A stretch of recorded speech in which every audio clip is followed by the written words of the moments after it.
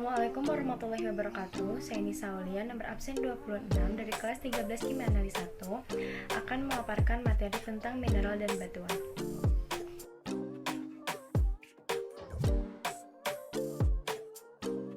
Mineral merupakan zat alami yang berbentuk padat dan memiliki susunan kimiawi yang berbeda.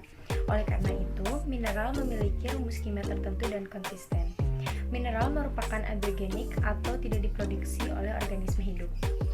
Ahli meteorologi telah mengidentifikasikan lebih dari 5.000 jenis mineral yang diklasifikasikan berdasarkan sifat fisik seperti warna, tekstur, dan pemantulan cahaya serta aktivitas radiologinya.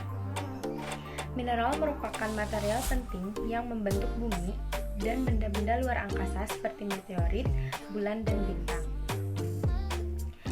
Ada beberapa syarat suatu benda disebut mineral. Yang pertama, berbentuk padat. Yang kedua, terbentuk secara alami melalui proses geologi tertentu. Yang ketiga, mineral harus bersifat anorganik. Yang keempat, memiliki komposisi kimia tertentu. Komposisi suatu mineral umumnya dalam bentuk senyawa, tetapi ada beberapa mineral hanya memiliki satu unsur kimia, dan yang terakhir memiliki bentuk khusus. Ada dua jenis mineral, yaitu mineral silikat dan mineral non-silikat.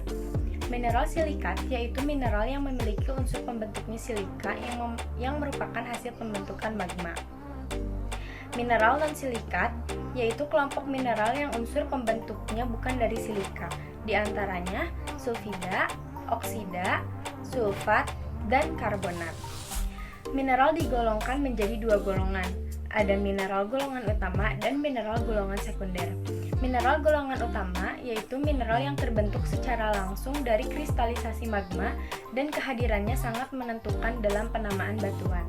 Mineral utama terbagi menjadi dua golongan, yaitu kelompok mineral felsik di mana mineral ini berwarna terang dengan densitas rata-rata 2,5 sampai 2,7. Yang kedua ada kelompok mineral mafik, yaitu mineral-mineral ferromagnesia dengan warna gelap dengan densitas rata-rata 3,0 sampai 3,6. Selanjutnya golongan mineral sekunder. Kelompok mineral sekunder merupakan mineral ubahan dari mineral utama.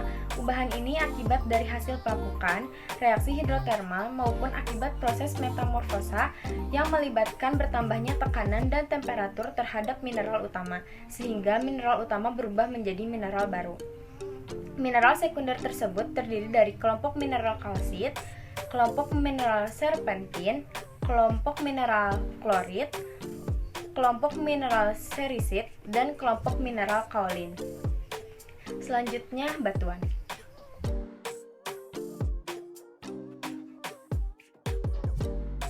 Batuan merupakan mineral yang membentuk litosfer atau kerak bumi, terdiri dari mineral-mineral terbentuk secara alami dan tidak hidup.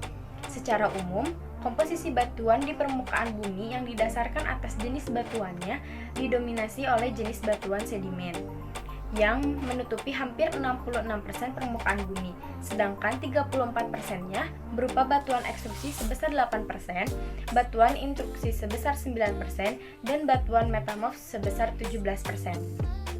Ada 3 klasifikasi berdasarkan cara terbentuknya batuan. Ada batuan beku, batuan sedimen, dan batuan metamorf. Batuan beku yaitu batuan yang terbentuk dari magma yang mendingin dan membeku. Contohnya obsidian.